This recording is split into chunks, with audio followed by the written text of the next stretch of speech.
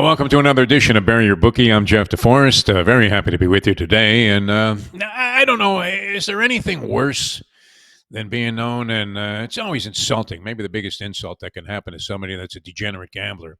When you're known as Mr. Chalk, people look at you with disdain and they say, hey, listen, now you're as unscrupulous as some used car salesman trying to sell you an extended warranty on a car that they know absolutely has no chance of running. You're literally viewed upon as just a piece of garbage, right? Mr. Chalk. You see it sometimes, especially horse racing fans, guys in the race book to some casino somewhere, and he's screaming, come on with that five, come on with the five. Five's 2-5, wins by 6 lengths, and he turns around to the crowd then in triumph and says, I told you this horse couldn't lose. And your immediate reaction is, hey, go fuck yourself, man. Play your chalk. Now, it's sort of changed a little bit. If that 2-5 shot was the final peg in a late pick 6 that ended up paying $300,000 or whatever, which is unlikely if you had to include a 2-5 shot, then fine. I mean, you can't necessarily be critical of that. You took the free square, you had the other horses in the sequence, and you're okay. But if you're screaming for the chalk, usually you want to keep it to yourself, or try and just kind of quietly slip out of the casino knowing that you had cashed and won on a bunch of favorites. And yet, speaking of burying your bookie, I mean, last weekend in the NFL, unbelievable, as the bookies took a literal beating. I mean, they were begging for mercy like those masked wrestlers you used to see that would come in from the Midwest, and they were maybe taking on one of the legendary old school champions at Madison Square Garden in New York, and they'd be in the corner there while being pummeled by a tag team, just begging for mercy. And you knew that they were going to end up on the losing side of things. But those were the bookies this past week in the NFL, especially. They were begging for people to bet the Giants last night. I think offering humongous incentives, limo rides, private jets to get you to the casino to bet on the New York Giants, and they eventually went down, even though had many squandered opportunities to the Cincinnati Bengals, went down to the spread. And when that happened, it wiped out the books for a rare change. So if you were betting a chalk, you're on the right side of things. I don't know. I would tend to think that that's a trend that's going to reverse itself very quickly as the line makers make amends. But the parity in the NFL was not in evidence this past weekend, as many strong favorites prevailed, and that defied what was happening in the first 5 weeks of the season. So maybe the chalk players got a little bit of retribution, a little bit of satisfaction by coming out on top. If you are betting the games, BetOnline is the world's most trusted betting platform, your number one source for everything sports. Every stat, every matchup breakdown, and even live odds and spreads to bet on during the games. With the largest catalog of football, MLB playoffs, NHL, NBA, to political props, think Trump's going to win? Go ahead and send it in. When the game's over, head on over to the online casino. You can play poker, you can play blackjack, and or unwind with over 150 slot games they make available to you. Head to the website today to get in on the action with America's most trusted site for online wagering. Bet online. The game starts here. All right, we had a lot of action yesterday. Some baseball to talk about here. Maybe you had a little taste on Aaron Judge to break out of his slump, his postseason doldrum. And he ended up hitting a home run in the ball game off a high fastball, and I would imagine some people were backing that. I don't know if this gentleman was, but whatever he backs, I mean, you talk about being on fire. Again, I keep going back to that Proline show when Lee Pete, the host, turned to some guy that looked like some schlep that had slept in the trunk of his car the night before, came into the show looking like he was a public defender. You know how you have no chance to win under those circumstances. You look over and the prosecutor's aiming darts at your head, and you got some guy in a clown suit, looked like he picked it up at a thrift store, and you're thinking, I'm done. Just sentence me right here, Judge. But and he would turn to the guy and go, the man is on fire. Now, that is true of this gentleman who looks anything like that public defender type. In fact, he is the epitome of success. We bring into the show the hottest handicapper I know of right now, and that is Troy West, who's been dynamite for us here on Bury Your Bookie, and even better for the people that are taking advantage of your service, Troy. How are you, my friend? Looking good this morning. I know it's early up there in Seattle. Yeah, I had to throw the polo on this morning, Defo. It's business like usual here at TroyWins.com. No, it's been one of the better runs. I'm not ignorant to know that these come to an end at some point, but it's been a really nice run on Bury Your Bookie. It's been a really nice run at TroyWins.com. So come take a look. We're red hot in baseball. Hockey's been red hot. UFC's been red hot. NFL, college football. We're hitting on all cylinders. So it's been a lot of fun for not just me, but the customers cashing their tickets as well. You're being very humble, very modest. I mean, you've sent me a couple of the things that you've suggested, plays that you've given out for guys that are paying what, like $7 a week for this information, Yeah. and for your insight and expertise. And what was it, 9-1 a week ago, and even better this past week. Yeah, we ended up wrapping up. We went 5-2 in college football over the weekend, and we went 6-0 in the NFL. So we flip flopped, but it's been fantastic. It's been a lot of fun, and some of the games aren't even close, which is fun. I mean, I it started out close. It was a weird one. I don't know if you caught this game over the weekend, but Tampa Bay was laying 3.5 against the Saints. They jump out 17-0. We're popping champagne, and then all of a sudden the Saints scored 20 unanswered in the second quarter. We're going, what the fuck is going on here? Yeah. And then all of a sudden we prevail in Baker Mayfield, and the Buccaneers put up 50. So it's been one of those weird times in sports betting. But I'll tell you what, as a gambler myself, you've got to ride the wave when the wave's cooking. Let's go. I love hearing bookies crying a little bit. They know they're eventually going to make it up. It's kind of like having slot machines where even if somebody hits for not going to go out of business because they're making their money off the grind and the rate that they have. But I'm looking at some bookmakers revealing the results of this past weekend. I saw that. 81% of the tickets they sold were on the Steelers. The Lions crushing the Dallas Cowboys really buried them quite a bit. And then the Falcons had 75% of the action.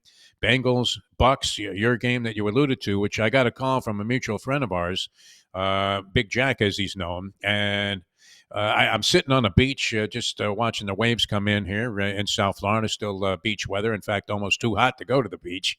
And he's crying to me, I can't believe it. They put up 27 points. This was a game of my lifetime.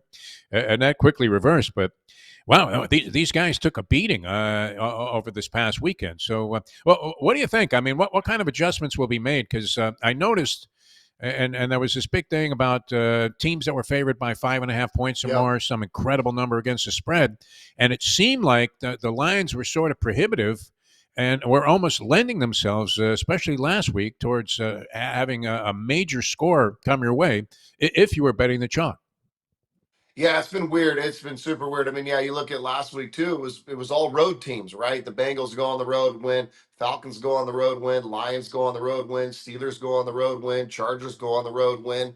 It's just crazy. I mean, it's weird. But like you said, it's hard to believe that these 5 to 6 point underdogs were going to keep winning the game outright, and not only that, even continue to keep covering. So it was bound to flip flop at some point. Going through. That's why I'm not a big. A lot of guys go, "Oh my gosh, follow this trend, follow this trend, follow this trend." I'm not a big trend better because unless you've been riding that trend since day one, it's hard to jump on a trend in the middle of the trend while the trend's hot, right? So I'm not a big trend follower. So moving forward, I think it's obviously going to even itself out, and you gotta really. That's why guys like me are here. We gotta put our nose in the data and really start digging deep and finding good quality picks, because to me, if you're going to sit there and go, I like this trend and this analytic and this, I just don't think it works out. I've never been a believer in trends, and actually, beginning Monday, we're going to feature a world championship handicapper who's a huge trend guy, and he digs his stuff up out of his database, and I can't believe how he finds all these quantifying numbers. And yet, you're thinking, does it really matter that this team won by 6 points when Sid Luckman was quarterbacking? I mean, Exactly how right. does that impact what's Exactly going right. on today when you have Yep. one team that's going against another, and even though they might be 15-0 against them, the last time they played was 6 years ago, and you're asking yourself, what are the circumstances now, and what does it mean to the players that are on the field today? I never bought that thing when a guy would say, well, you know what, they're 2-0 after a full moon when it was discovered that there was green cheese on the sun.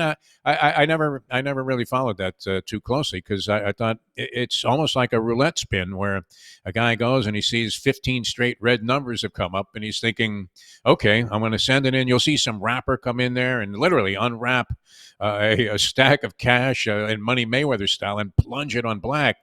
And you're thinking to yourself, it's a 50-50 arbitrary shot. Plus, you have to deal with the zero and the double zero, and even more hideous now if you're a roulette player, triple zero. So that they're cubing the luck factor there. But I mean, it's totally arbitrary the next time that they spin the wheel, whether it's going to come up red or black, no matter how Correct. many times in the sequence you've seen the same number come up. All right, we're going to get into some stuff here. Let's take a look at tonight's baseball game real quick, if you don't mind. Got the Mets and the Dodgers. And if you look at the pitching matchup, Severino had a decent season for the Mets, 11-7 on the year, 3.91 earned run average. The team surprisingly had a losing record in those starts that he made, 15-16 on the year.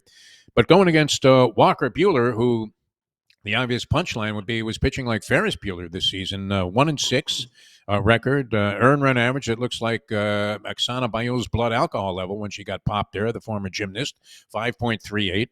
And the team yet was 9-7. So the Dodgers with enough offensive firepower to overcome even lousy starting pitching. But what do you think? Because many people here in South Florida, ex-New York, ex-Patriots from New York, are rooting for the Subway Series. What do you think about tonight's game? Because all games in the postseason are pivotal, but this certainly seems to be one of them. Because whoever takes the advantage here, Dodgers would then reacquire home field advantage and be in a somewhat commanding spot, and the Mets would really put themselves in a position to maybe force that Subway Series, which looked like it was going to be derailed after game number one.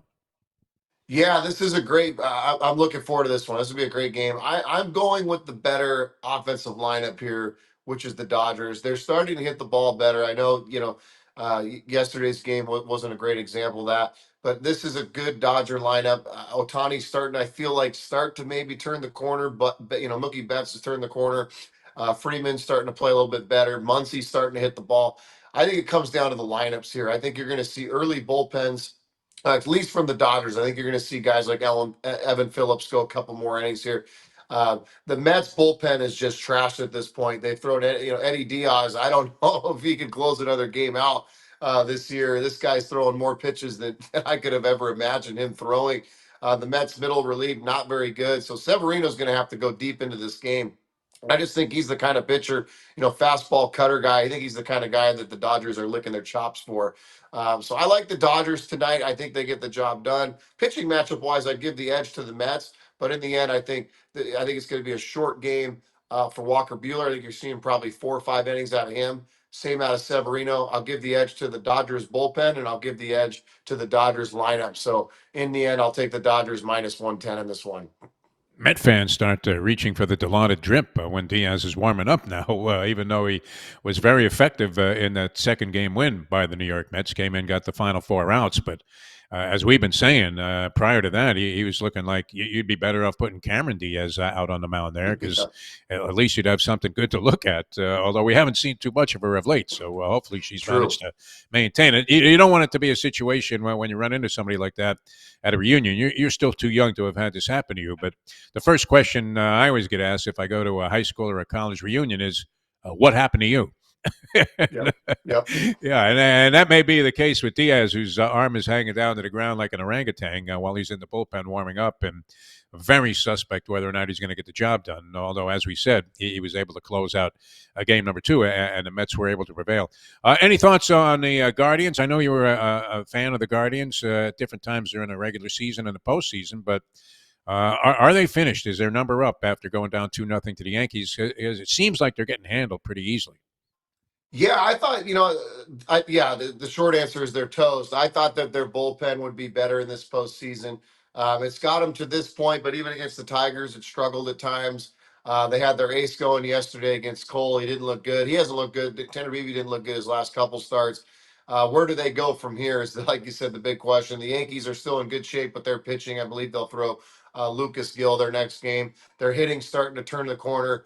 The Yankees bullpens look good too. I'm not a Yankees fan by any means, but they kind of seem to be clicking on all cylinders right now. They're up 2-0. Can't imagine. I wouldn't be surprised if this thing ends in 4. It just seems like David versus Goliath right now. The Guardians, their starting pitching just has not been there for them. These guys, I can't remember. I'd have to look at the stats, Steve, I don't have in front of me. But the last time they had a guy go 7 strong, it's been a long time, and I don't think they have that against the Yankees, and I think their bullpen's just fatigued at this point. So I think this is going to be a short series. I think the Yankees probably win this one in 4. Yeah, and timely hitting Yeah. essential to any baseball team. And I don't know how many times they left the bags juiced Oh, last geez, yeah. night. Yesterday they had opportunities, without a doubt, to open the thing up, or make it an interesting game, and just failed to do so. More people stranded on the base pass, the old joke, than there were on Gilligan's Island. So you left the bases loaded and weren't really able to capitalize. All right, a lot of college football on tap. You mentioned, are you inclined at all? I think we talked about this. NBA preseason. Do you stay out of that, Troy West? We stay out of that. Yeah, we stay out of that. Too many variables. I mean, I get the variables in the NFL, but at least you can justify throwing out a totals play. With the NBA, you just, holy smokes, you don't know what to expect with these clowns.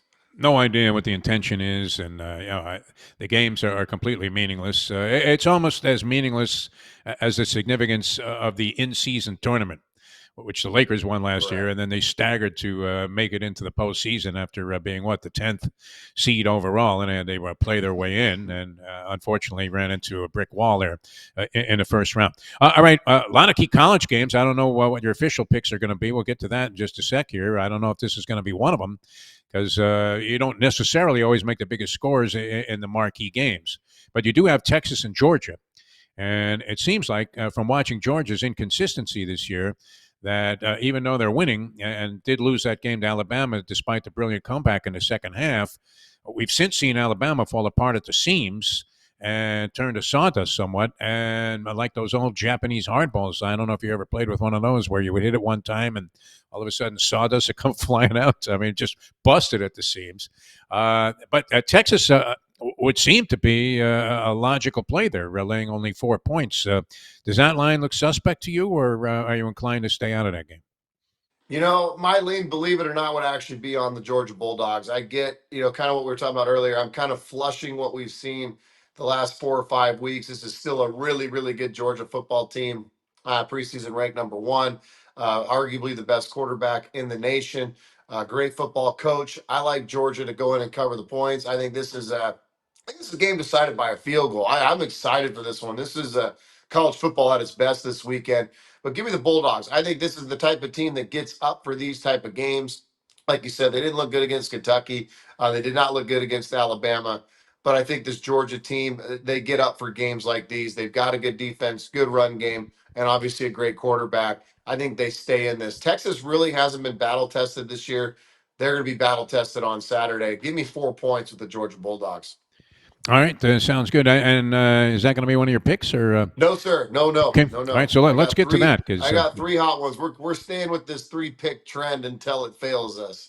all right, and we've been winning every week with this with Troy West. So you guys might want to take notes as I am. As soon as you come on the show, I break out my pen, Troy, because I want to I make some love it. money too here. We want to bury the bookies just like they were last week when they were facing cremation. These guys, and they were spreading their ashes all over the fountains there at the Bellagio. All right, let's get into it. Troy West is plays for this week.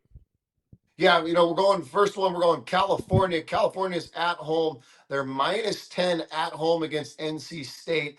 This is, I, again, don't have the exact stats, but I'll tell you what, we've seen it a lot in the Big Ten, and I'm sure we're seeing it in the ACC. But when you take these North Carolina teams and they've got to travel all the way to the West Coast, you're not seeing a lot of covers. We saw it a couple weeks ago. Miami going into California. Miami was laying 10, and they snuck out with the victory. I'm laying California -10. They're at home against a really bad NC State team. This Cal team struggled the last couple of weeks, but they've been competitive. Justin Wilcox is a phenomenal football coach. They're well coached. They've got good quarterback play. Give me Cal in a big way. They take care of NC State 30-13. That's play number one. All right, and next up.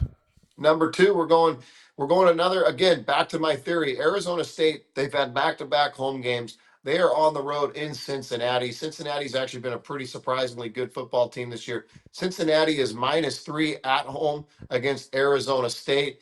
Arizona State last week had a very hard, tough physical game against Utah on Friday night. They did take care of Utah. Arizona State's been arguably the best surprise of college football this year. They're 5-1. Their win total was 4.5. Dillingham's got them playing phenomenal football. But you got to go on the road, play in Cincinnati. It's a 9 a.m. game. That's a huge disadvantage for Arizona State. Give me the Cincinnati Wildcats Saturday morning -3. And then my All right, final game, yeah. this is the one that's going to be the biggest head scratcher of the weekend, but I'm taking it. Give me the Jacksonville Jaguars -5.5 in London on Sunday. Here's why. This will be their second game in a row in London. Look, I get it. People want Peterson out. I think he's going to be out at some point. Trevor Lawrence is a prideful quarterback. This guy's got a lot to play for. At this point, he's playing. He's eating a lot of crow right now. They are going up against the Patriots. Drake May looked terrible last week. Like I said, I like the fact that Jacksonville stays in London, gets to kind of recoup a little bit. New England's got to fly out there and take on a Jaguars team that I think is going to be hungry for a win. I get it. Both team seasons are over. Playoff hopes are out the door. But I like the Jaguars there. 5.5. They're the better football team. They'll get the job done against New England in a big way. I like Jacksonville 28-13. They cover the 5.5. I'm with you on that one. Jacksonville staying in London for another week, which they've been trying to get out of Jacksonville forever. They were talking about moving to Toronto, and Yeah. then had overtures there, and they seem to love. I'm amazed that anybody would want to play 2 games in a row. The ownership there thinking that nobody shows up to these Jacksonville games, especially now that they're losing. Yep. Peterson is starting to look like he's having a little bit of a meltdown there on the sidelines, and Trevor Lawrence has not been nearly as good as he was thought to be coming into the season. He's having a lousy year by any standard, much less somebody that you think is among the elite quarterbacks and higher paid quarterbacks in the league. But I'm thinking if I'm making a line on any Patriot game, don't you have to start thinking double digits right away? That this team needs at least 10 points, no matter who the opposition is, and then maybe you work your way down from there. But 5.5, less than a touchdown, doesn't seem like an exorbitant amount of points to lay, no matter who they're facing. And in this case, as you said, Jacksonville was supposed to be a much better team this year than they've shown, and the results have indicated. You would have to think sitting there eating shepherd's pie all week long and being able to not have to deal with the travel and the adjustments that would be made by the Patriots arriving over the weekend would be a huge favorable factor for the Jacksonville Jaguars. So we have Troy West, California, laying 10 at home to NC State. Cincinnati laying 3 points against Arizona State. And Jacksonville laying 5.5 in the NFL against the New England Patriots in that game that's taking place in London. And the good news there is you get the result right away. You know whether your day is going to get off to a good start, if you're going to be humanely destroyed by 10 o'clock in the morning on the West Coast and by noon before the other games even get going. Anything else that you're looking at? I know you've also handicapped. I mean, do we dive all the way in talking about new directions to go in? Do we dive into WNBA playoff games? Because you have the Liberty laying 3.5 against the Lynx after blowing that 15-point lead in game number 1. Are people actually betting this stuff? I know the people Oh you yeah, advise hey, are getting I this told your action. boy Jack Friedman. Now this is a while ago, but I'm highly invested in this series. I've got the Liberty. They're no longer at this number. It's been kind of jumping all over, but I got the Liberty at the start of the playoffs at plus 175 to win the whole deal. So we'll see what happens. Plus 185 is not a great number. They had a monumental choke in game 1, and all my years of watching basketball, they blew a 17-point lead with 5 minutes to go in game 1. They bounced back in game 2. Game 3, like you said tonight, that line's climbed. It opened at 1.5. It's now 3.5. I do like the Liberty. This is the more complete team, but this is a team that's been to the WNBA Finals 5 times and never won the thing.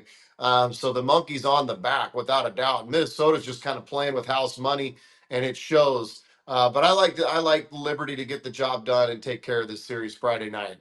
All right, how much attention do you pay, and the guys that work with you on your service, to deals that are made? Now, we know that Aaron Rodgers is running the New York Jets. The Jets, you could look at their results so far.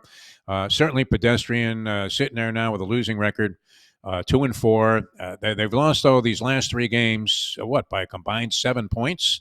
So they're in there, and if Greg the Leg Zerline was able to make a couple of field goals, they would be 4-2 and be atop the AFC East. They do get Devontae Adams at what I think is a relatively modest price. This was a guy that Rodgers naturally has a tremendous connection with, an affinity for, great chemistry with Devontae Adams when they were at Green Bay. The Jets have kind of become the Packers East. Addition by subtraction, they took the play calling responsibilities away from Nathaniel Hackett, who the key word there is the first syllable, hack. He seemed like whatever he gained in reputation through his early years in the league, he certainly lost it after being a head coach at Denver and was a disaster, almost Tony Sparano-esque as the offensive coordinator of the Jets. But he loses the play calling responsibilities. How much of an influence is that in your thinking that the Jets now have Devontae Adams, if at all? Yeah, like you said, I think the price was right without a doubt. I wouldn't have given up much more than that, but I think we really need to see what both these guys have left in the tank. I think it's to me a little bit comical just what I've seen. Rodgers did look better on Monday night, but when's the last time Adams threw up that like 9 catch game for 130 yards and a touchdown? It's been so long. And then you look at Aaron Rodgers and he finally had a decent game, but when's the last time he had that 20 of 26 for 350 and 3 touchdowns? It's been a while. So the Jets better make sure this is right. I mean, for them to continue to get older and older and start getting rid of draft capital, their window, it really is now. I mean, I'm somewhat shocked that a 2-4 team is going all in, but to your point, that division is wide open. They've got the talent, they really do. I just don't know if they've got the coaching staff at this point. I think Aaron Rodgers is maybe a little bit above his head, thinking that this coaching staff can take him to a Super Bowl. But we'll see. The jury's out. I don't hate the trade, like you said. Maybe this brings Adams back to life. He's well rested, right? I don't know. He's well Yeah. rested without a doubt. So I'll be curious to see how this works out. I'm looking forward to it, and be really curious if it makes Garrett Wilson that much better as well.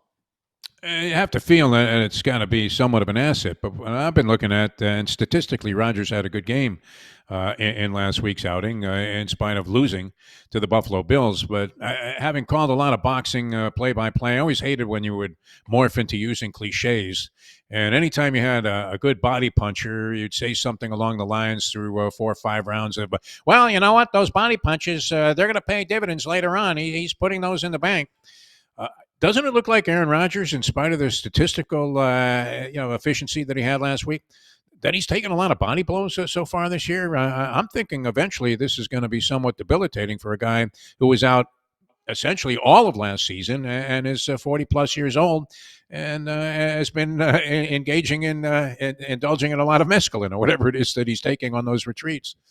Yeah, the offensive line's been brutal without a doubt. And let's not kid ourselves either. They did score 20 points, but 7 of those points were on a Hail Mary too, Yes. right? So he's grabbing 50 yards and a touchdown on a Hail Mary. Not to say he doesn't necessarily earn that, but if you take away that play, they score 13 points and he throws for 50 less Oh, yards yeah. and another Throws up for less a second. touchdowns. So, like you said, he's taking a lot of blows. His body language is bad.